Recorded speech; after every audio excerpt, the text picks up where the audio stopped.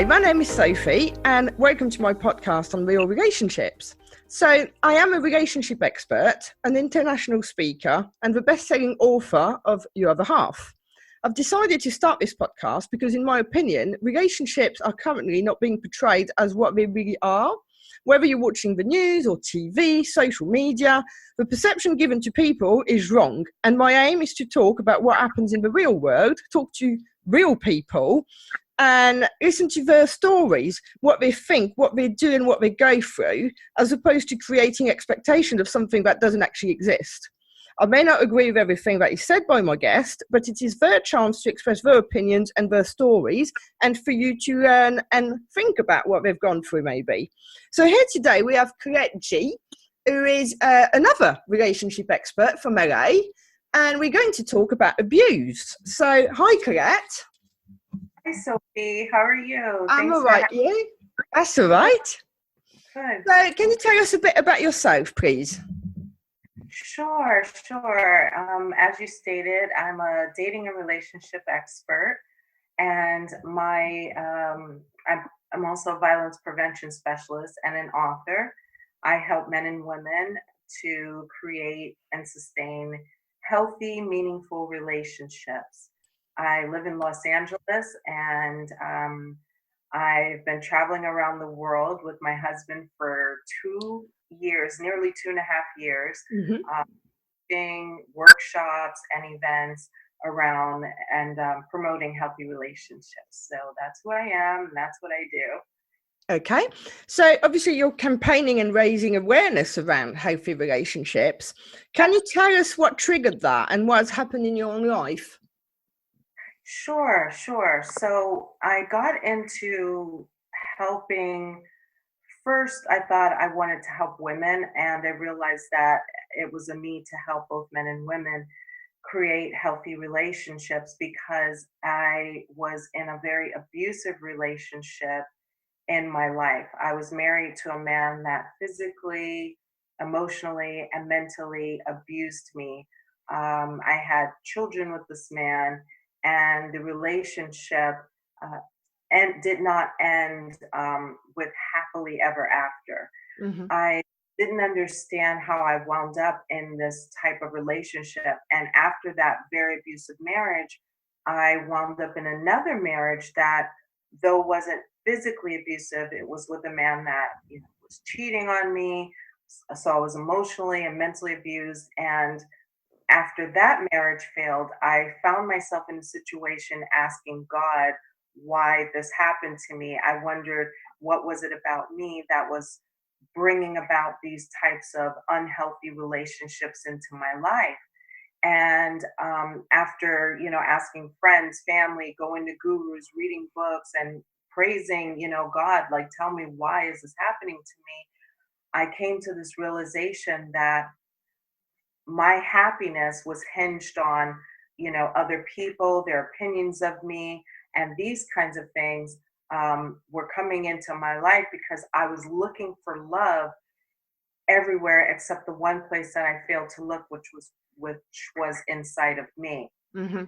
And I came to this place that and my business is called Finding Happily, because I came to this realization that I needed to find my happiness within my life and within the things that I had control of, which was my own happiness, and that I was worthy and deserving of happiness. I didn't think that I was worth being happy for some odd reason. Mm-hmm. And so I decided to, after I started to work on myself and date myself for like a year, Mm-hmm. doing things that I thought I would want for myself, but giving it to me, I started to feel really good about myself. I did a lot of mirror activity where I looked at myself in the eyes and I told myself how beautiful I was, how much I loved myself, how much I was going to be there for myself, how much I was going to support me, how, it was okay that I had made some errors or fails or wasn't perfect, but that I loved me nonetheless. And so I did these types of things. And at first, everything that I did for myself felt like lies, felt like I wasn't deserving of it, even though I was giving it to me. Mm-hmm. And that I have been lying to myself for so long that I was unworthy and undeserving of this love that that it didn't feel like the truth. So I had to create a new dialogue in my mind in order for me to begin to live this life as my truth. And after I came to that place and I was happy and fulfilled and doing everything that I love to do, I didn't go out there and necessarily look for a relationship because I didn't want to go back down that track. But I wanted to just do, but feel happy and whole with the relationship that I had already with me. I mean, I was like in love with myself, and not narcissistically, but just to this place where I was like, oh my God, this relationship I have with me is so good. I didn't feel like I needed a relationship from someone else. And I think this is the thing. So many people look into someone else to complete them, and they're never going to find that. They can't find it. No, because happiness begins and ends with self. And I think with the abuse in my life, a lot of that stemmed from some childhood traumas. But what happens, I think, at least for me, I was living under this story that because I was abandoned and because my parents weren't there, because my parents didn't necessarily quote unquote love me, that I was an abandonment and unworthy of love. And I lived up under that story for so many years that I didn't realize that this story was framing the world that I was living in. Yeah. And I came to this place that I could still have that story, but that I could stand on that story as a platform to uplift and empower myself and or others. Then things in my life changed. My perception of me, my perception of others, and I became like this magnet that attracted the people that I was worthy and deserving of because I became that person for myself. And I think this is the thing, you've just said it, and you said earlier with the safe dialogue and the safe talk, you can, define yourself with a label, which actually is going to impact on the rest of your life because you're putting yourself in that box. And no one has put you in that box but you. Exactly. So I think that's a hard pill to swallow when you're in your circumstances. Mm-hmm. I think for me, I didn't realize that my circumstances was something that I had control over at some point in my life. Granted, maybe when I'm a child and I'm completely learning and dependent on my parents, I don't have that level of control. But there comes a moment in your life where you do have control over your decisions and your choices. Mm-hmm. And as a survivor, and I don't even like to refer to myself as a survivor or a victim of violence because I feel like that demeans who I am today. But as a woman that has gone through this thing in my life, this dramatic, violent relationship in my life, and had these very unhealthy relationships in my life, I know today that there were moments in that time that I could have made decisions or choices, very different, decisions or choices that I necessarily liked, but I could have done something differently. That doesn't mean that I asked for or was deserving of the abuse that was given, because it was absolutely horrific. This man, from rape to shooting a gun off at my head, there was severe violence, and there is no way that I called that into my life or was deserving of that, or that this person had the right to exert power and or control over me in any way, shape, or form. However, there were moments in my life that I think back now that I'm far removed from that circumstance, and I think, well, was there a moment in that period that I could have done something differently? Yes. Now that doesn't mean that I have control over the person and what he did or did not do, which this individual was still abusive even after I left. He continued to talk, harass, abuse, and became more violent, which is, where this individual actually wound up shooting a gun off at my head. And I did not have custody of my children for many years because of my decision to leave. However, but entering into the relationship, what was going on with inside of me, I was a person that lived under this story that I wasn't worthy, that I wasn't pretty enough, that I wasn't beautiful, that I wasn't deserving. I didn't know that this was my story. This was just who I was. Yeah. And attracted this type of individual into my life. That doesn't mean that those types of individuals don't show up anymore. But I am more discerning because my perspective of who I am and what I'm worth in my life has completely changed.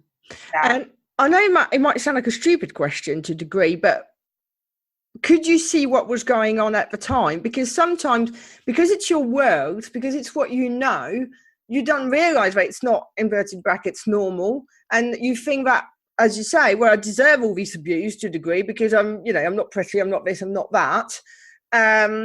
Could you see something was untoward? Because, for instance, I was in a relationship, I was emotionally abusive, and I ended up, getting an injunction against the guy in the end.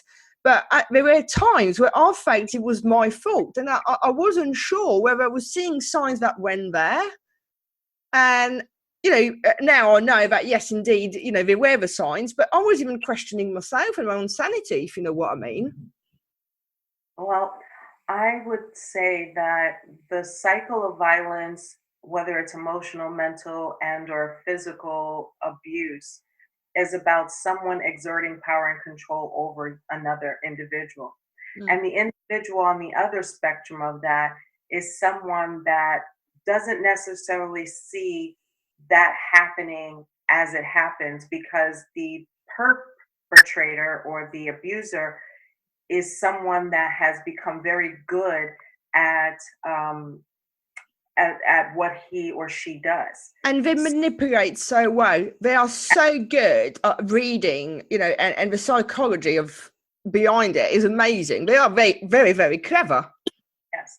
It's like if you take the animals in the wild and you think about how good a lion is at, stalking its prey and doing what it needs to do, and its focus is like hyper focused on what it does in order to eat and feel fulfilled. Well, that is like the mind of an abusive individual. And it's not about you being nice or not. It's even women that seemingly have high self-esteem and are economically in a great place, and or men wind up with people that are abusive because this individual has a different type of mindset. So to answer your question, did I know that I was in that situation? By the time I knew that I was in that situation, it was too late. Yeah. I didn't see it. So, and then once I was in it, I was trying to figure out how to get out of it with my life and my kids and those types of things. So I'm not sure that you see it because the individual doesn't show up to the first date with a baseball bat. They show Obviously. Up. Yeah. Yeah. So one of the things in my case was that a lot of people after I left him said, oh yeah, we didn't think it was very good for you. And we could see there was something a bit wrong. And I remember saying to them, okay, thank you for telling me this now, but about 35 of you have said this. And really, if you'd all said that at the time, I would have had to take stock and think twice, because I was asking myself the same question. So why didn't you? And he was like, oh, we didn't want to interfere. So did people around you see that there was a problem? People around me just kept saying that he was crazy. And, oh, he's just crazy, or referred to me as stupid. And I didn't have real support because the individual is really good at isolating you from your family and loved ones because then no one will believe the abuse that's going on because they don't see it with their own eyes. And but I can say, I can attest to this, that I have been in relationships with a guy, and then after it's over, have friends or people in my life that are supposed to care about me or love me or support me or be my friend tell me, "Oh my God, we're so glad that relationship is over." And I'm thinking to myself, like, you saw something, and this has happened. It's like, how did you see this happening? Or, that this person was no good, but not tell me. How are we friends and you not tell me? Because let me tell you, you're my friend, so I'm going to tell you. And Mm. tell me to mind my own business, I will say something. But at the end of the day, Sophie, it is not their life. It's my That's it. responsibility. That's it. It's not their job, and I can't feel like they should have or should not have. It's my job to, manage me and what happens in my life. But having said that, and obviously with what you're trying to achieve, I think the message should be what you've just said. If you saw something in a relationship with one of your friends, you'd say something. And I think that's what I want to say to people. If you're seeing a friend of yours, going through something that doesn't feel quite right, you need to at least raise it. And even if they dismiss it and say, no, it's fine or whatever, you need to raise at the point, because as you say, a friend should do that. I think the person that I am, I speak up and I speak out about these things because that's who I am. I am not going to put that type of pressure on other people to do the same, but that's who I am and that's what Mm-hmm. I have had friends and I think, hey, this guy is no good. It looks like this. And I've lost friends for saying things. I Mm-hmm. have had friends that I knew their guy was cheating on them. And it's like, look, this guy's cheating on you. And here's how and why I know. And, they shot the messenger. I've had friends that I knew the guy was absolutely no good or emotionally abusive. I lost that friendship too. She asked me, how do you expect me to leave my husband? So I took a risk in saying something to those individuals, and I lost what I felt were really good friendships. Mm-hmm. Would I change that today? No. No, I was No, going to say, what would be your advice? I And wouldn't. it's that. I wouldn't change that. I think I don't have any regrets about um, saying anything to those women because I love them. I said something.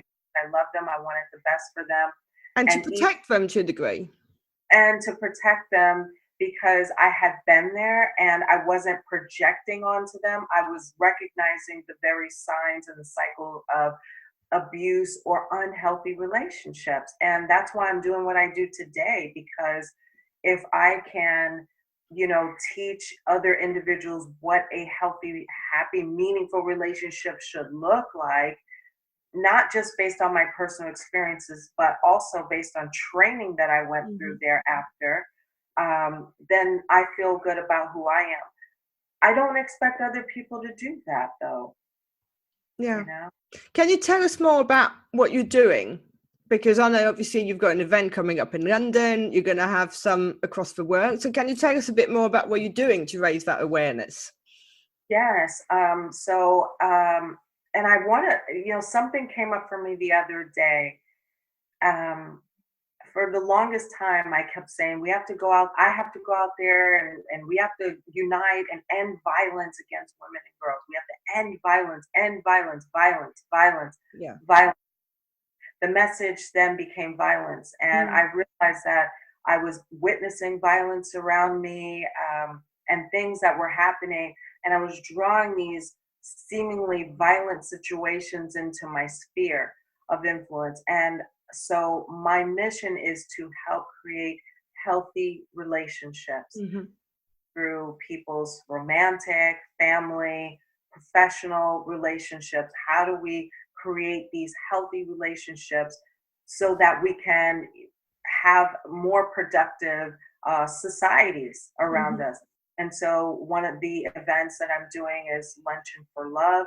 And that's a pre-Valentine's Day weekend event where we come out and we lunch for love, for the sweethearts we have and or don't have, but also while raising awareness for a cause to show our love and respect for women, for men, for children, so that we can uplift and empower each other and create a healthy relationship through these events and this world movement that I hope to raise. Mm-hmm. By Mother Teresa said, if you want, ask me to go to a war rally, I'm not going to show up.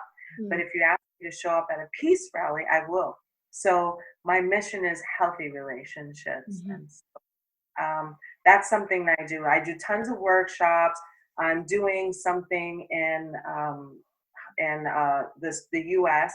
called Break Up or Breakthrough, and that's going to be for couples that show up at this retreat and they're having a rocky road in their relationships, and either they come to this retreat to break up Mm-hmm. or break, but no one shows up at a retreat because they want to break up. They want to break through whatever that those challenges are. So, and I've written a book called Finding Happily. So like you, Sophie, I took my book and I decided to break through all the fairy tale myths and show the real, stories behind people finding their happily. And so that's pretty much it. Fair enough. And what would you say to someone who's currently listening and maybe going through some form of abuse or questioning whether the relationship is healthy? What would you say to them? Well, my first thing that I would say to any man or woman that thinks they're in an abusive relationship is that you're not alone out there. There's help. There are, whatever your community is, tap into those national help hotlines and, call someone to talk. But if you're not at that place and you don't know what some of the signs of violence or unhealthy relationships look like, my suggestion is to ask yourself a few questions. Do I feel safe? Am I happy? And am I in control of my own life?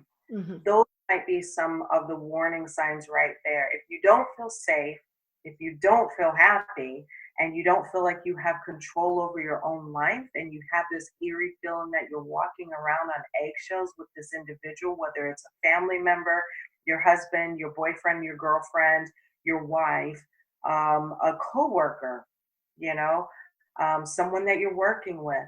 Do you feel like you're safe, happy, or walking around on eggshells, or that you are in control of your own life? Those are things that I would ask. And if the answer to that question is yes to any one of those and or to all three, then I would suggest that you run and get help. Talk to an expert. They can talk to you, Sophie. They can reach out to me on my website. I have tons of articles and things there that tell you what to look for if you're in an unhealthy relationship and how you can find a way out of them. So, do you want to tell everyone what your website is? Oh, yes. Sorry about that. My website is findinghappily.com. Okay. Thank you. And finally, before we finish, do you have any regrets? I know it's an odd question. I personally think that everything happens for a reason, the good and the bad. And sometimes it is the bad that actually leads to a good outcome. So do you have any regrets over your life and, what happened, as you said before, you could have made different decisions, and how do you feel? Absolutely. The one regret I have is the regret around my relationship with my children. Mm-hmm. As a result of being in that violent relationship, my children were the ones that I feel suffered the most. And so my regrets are, and I've replayed this in my mind so many times, like, how could I have done things differently? What could I have done differently to protect them and keep them safe and give them the love that they deserved, as my children that didn't ask to be brought into this world on any human level, maybe a spiritual level, they used me as the conduit to come through as spiritual beings to live in a human experience. But on the human plane, they did not ask to come into this world.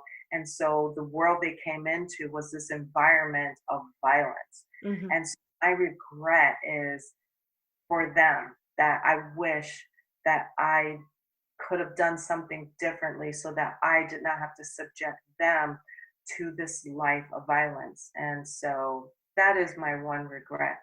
I don't regret having them. So, I don't want to change that. Hmm.